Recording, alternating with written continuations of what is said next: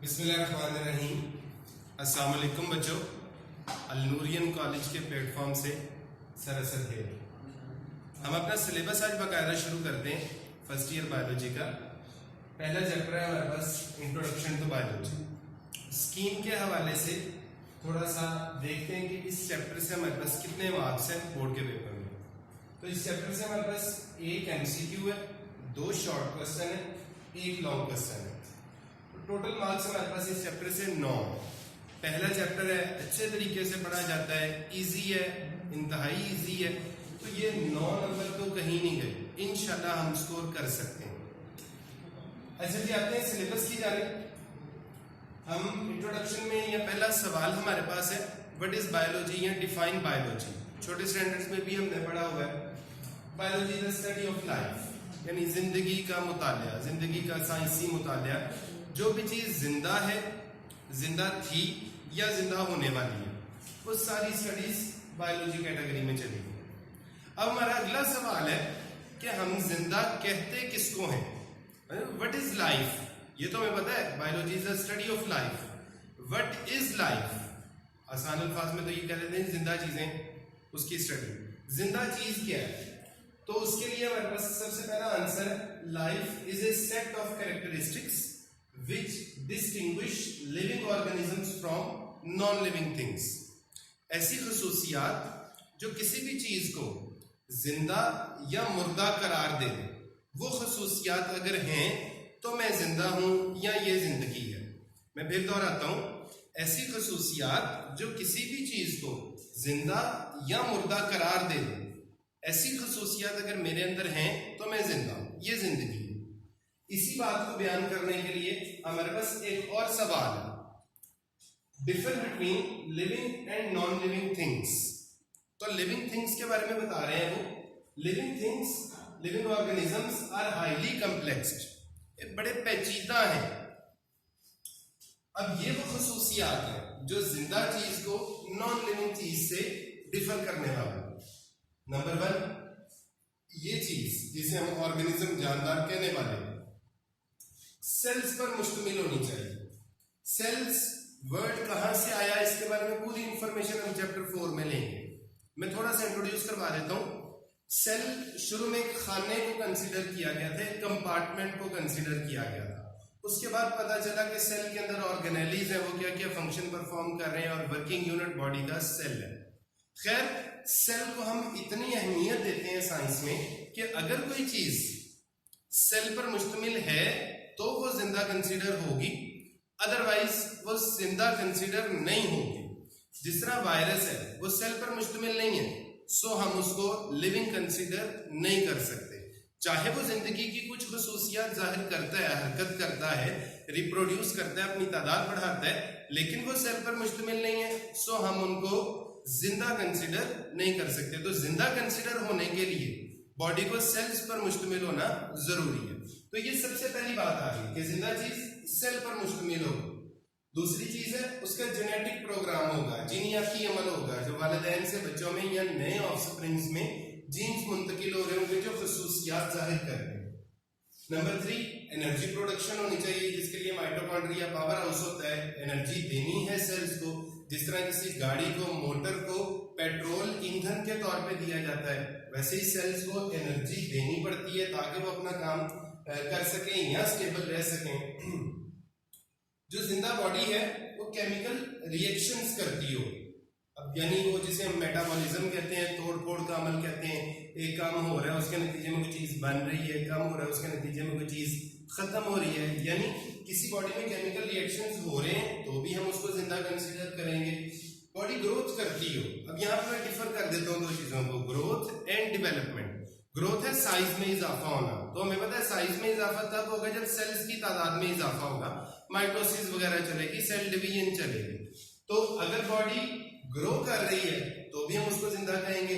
Development ये है कि ऑर्गन्स का बनना, ग्रोथ साइज में इजाफा होना, सेल डिवीजन ज्यादा होना। डेवलपमेंट बाकायदा ऑर्गन्स वगैरह का कोई शक्ल इख्तियार कर रहे हैं। अगर कोई बॉडी ग्रोथ कर रही है तो भी जिंदा है।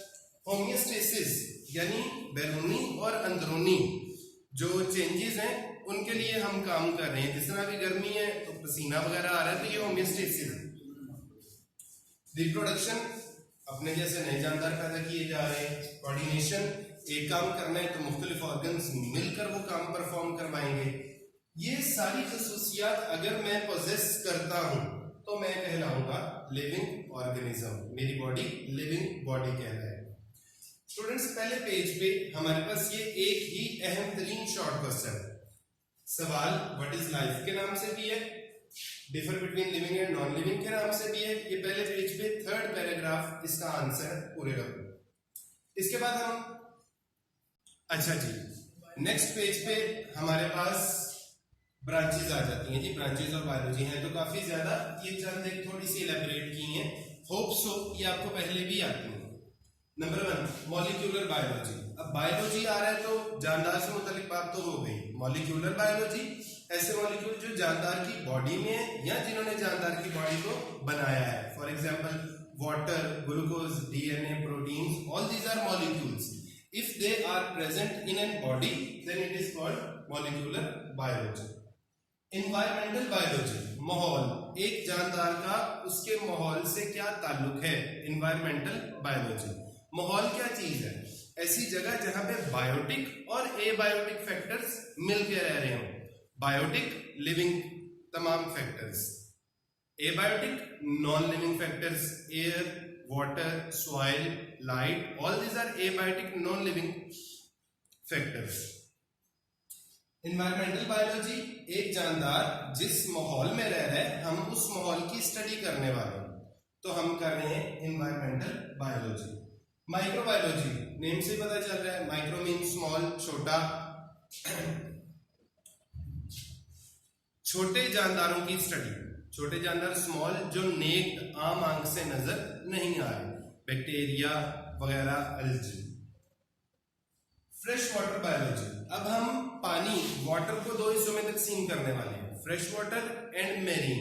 फ्रेश वाटर में हमारे पास आ जाते हैं दरिया, लेक्स, ट्यूबवेल वगैरह या वेल, कुएं। और मेरीन वाटर हमारे पास सारे के सारे समंदर आ जाते हैं, ओशंस या सी वगैरह।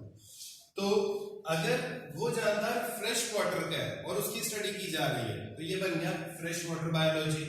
अगर वो जानदार समंदर में रहता है और उसकी स्टडी की जा रही है देन वो बन गया marine water biology. Parasitology, parasite से वर्ड लिया है। पैरासाइट ऐसा जानदार जो दूसरे से फायदा ले और बदले में उसको नुकसान पहुंचाए। ये मच्छर, जुएं, एंडोपैरासाइट, एक्टोपैरासाइट, बाद की बातें। अगर मैं किसी पैरासाइट की स्टडी कर रहा हूं, for example mosquito being parasite, उसकी मैं स्टडी कर रहा हूं तो बन जाएगा पैरासाइटोलॉजी। ह्यूमन बायोलॉजी, इंसान से मुतल्लिक बात हो रही। बायोलॉजी में तो सारे जानदार आ रहे हैं ना, बैक्टीरिया भी आ रहा है, इंसान भी आ रहे हैं, पौधे भी आ रहे हैं, जानवर भी आ रहे हैं। यहां पे मैं क्या कर रहा हूं? ह्यूमन बायोलॉजी, सिर्फ इंसानों की स्टडी कर रहा हूं। इंसान के अंदर क्या रिएक्शंस हो रहे हैं, सेल्स हैं, किस टाइप के सेल्स हैं, वो सब कुछ human biology.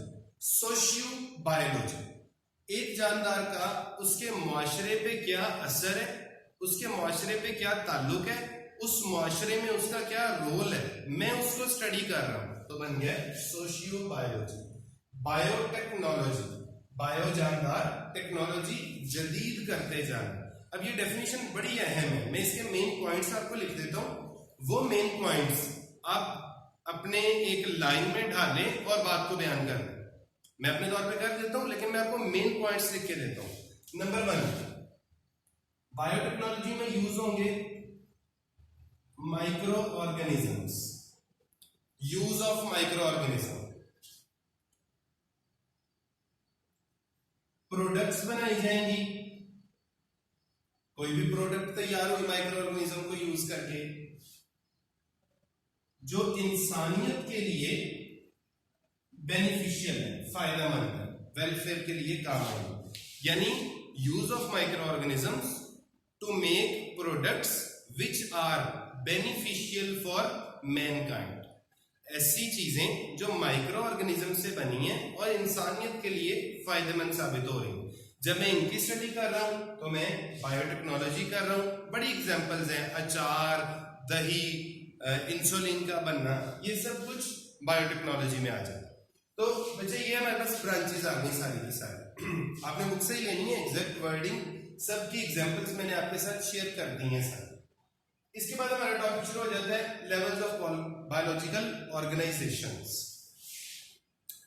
Biological organisation, biological जानदार, ऑर्गेनाइजेशन तंजीम, एक जानदार बना कैसे या उसकी बॉडी असेंबल कैसे हुई। मैंने इंट्रोडक्शन के लेक्चर में भी इसका हवाला दिया था कि ये हमारे पहले चैप्टर का बड़ा मेन टॉपिक है कि एक जानदार या एक जानदार की बॉडी असेंबल कैसे हो रही है, बन कैसे रही है। तो ये तकरीबन 8 पॉइंट्स हैं जिनको तरतीब से बुक में लिखा गया और हमें ये बताने की कोशिश की है कि क्या क्या हो रहा है। हम उसको शुरू करते हैं। सबसे पहला लेवल एटॉमिक एंड सब एटॉमिक लेवल। नंबर 1 आ जाता है एटॉमिक, एटम। जानदार या बेजान कोई भी बॉडी, उसका बेसिक यूनिट है एटम, सबसे स्मॉलेस्ट यूनिट। एटम नेम कैसे बना हुआ है, ए टॉम, एटम। ए का मतलब है नॉट, नहीं, टॉम कट, ऐसी चीज जिसको मजीद कट नहीं किया जा सकता। अगर कट करेंगे तो वो स्टेबल नहीं रहेगी। लिविंग बॉडी है या नॉन लिविंग बॉडी है, उसका बेसिक यूनिट है एटम। तो हम लेवल ऑफ ऑर्गेनाइजेशन एक बॉडी बनाने वाले हैं तो उसका सबसे बेसिक यूनिट हो जाएगा एटम। उसके साथ लिख दिए सब एटॉमिक लेवल। व्हाट इज सब एटॉमिक लेवल? वो चीजें जिनसे मिलकर वो एटम बना हुआ है, सब एटॉमिक। तो वो हमें पता है जी इलेक्ट्रॉन्स है, न्यूट्रॉन्स है और प्रोटॉन्स है। हमें मजीद ये भी पता है कि प्रोटॉन और न्यूट्रॉन मिलकर न्यूक्लियस बना लेते हैं और इलेक्ट्रॉन बाहर शेल्स में होते हैं। खैर ये तीनों बन जाएंगी सब एटॉमिक पार्टिकल्स। वो ज़रात जिन्होंने एक एटम को बनाया है। एटम कायनात का सबसे छोटा ज़रा है जो मजीद कट नहीं किया जा सकता। मजीद कट करेंगे तो वो स्टेबल नहीं रहेगा। तो लेवल ऑफ ऑर्गेनाइजेशन में पहला लेवल आ गया एटम का। जी सबसे पहले एटम मिलेंगे। जब एटम मिलेंगे तो एलिमेंट्स बन जाएंगे। एलिमेंट्स नेचुरली अकरिंग दुनिया में कितने हैं टोटल? तो वो है जी हमारे पास 92। टोटल एलिमेंट्स कितने हैं जी हमारे पास? टोटल एलिमेंट्स हैं जी हमारे पास, थोड़ा पीछे ले। अच्छा जी, नेचुरली अकरिंग 92 है, टोटल एलिमेंट्स 118 है और इनमें से एक वर्ड आ गया बायो एलिमेंट। अब आपको नाम से पता चल जाएगा क्या जिक्र हो रहा है। बायो जानदार, एलिमेंट वो एलिमेंट जो जानदार की बॉडी में है या जिन्होंने जानदार की बॉडी को बनाया है। तो बायो एलिमेंट है जी हमारे पास 16 ऐसे बायो एलिमेंट है जिन्होंने हमारी पूरी बॉडी को असेंबल किया है। बड़ी मजे की बात है, हर तरह के जानदार में यही बायो एलिमेंट्स हैं। मतलब एक कीड़े में, इंसान में, शेर में, सांप में यही बायो एलिमेंट्स हैं। हाँ, इनकी आगे फिर प्रॉपर्टीज हैं जो किसी जानदार में क्या कुछ है, किसी जानदार में क्या खुसूसियात बना रही हैं। 16 बायो एलिमेंट्स हैं। बेटा हमारे पास पेज नंबर है 3 आपकी बुक का, उसके ऊपर एक टेबल बना हुआ है, उसको आपने एमसीक्यू के लिए मार्क कर लेना है। उसमें परसेंटेजेस बताई गई हैं कि सबसे ज्यादा परसेंटेज बायो एलिमेंट की बॉडी में किसकी है? वो ऑक्सीजन की है 65%। ग्रेजुअली फिर 16 के 16 बयान किए गए। 99% जो बॉडी है वो 10 बायो एलिमेंट्स ने बनाई है, सॉरी 6 बायो एलिमेंट्स ने बनाई है और ओनली 1% बॉडी 10 बायो एलिमेंट्स ने असेंबल की है। अब जो बायो एलिमेंट कम मिकदार में है उनको हमने ट्रेस कह दिया, जो बायो एलिमेंट ज्यादा मिकदार में है उनको मेजर कह दिया। खैर आपने पेज नंबर 3 पे जाके वो पूरा एक ब्लॉक बनाया गया, ग्राफ बनाया गया जिसमें परसेंटेजेस बताई हैं, उसको एमसीक्यू के लिए मार्क कर रहे हैं। हम नेक्स्ट चलते हैं।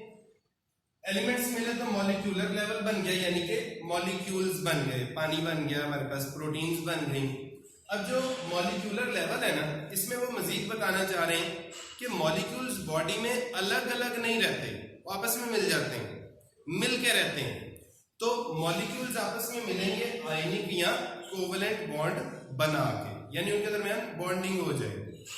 अब मॉलिक्यूल्स में मजीद बात है बायो मॉलिक्यूल। अब आपको समझ आ जाएगी मैं क्या कहना चाह रहा हूं।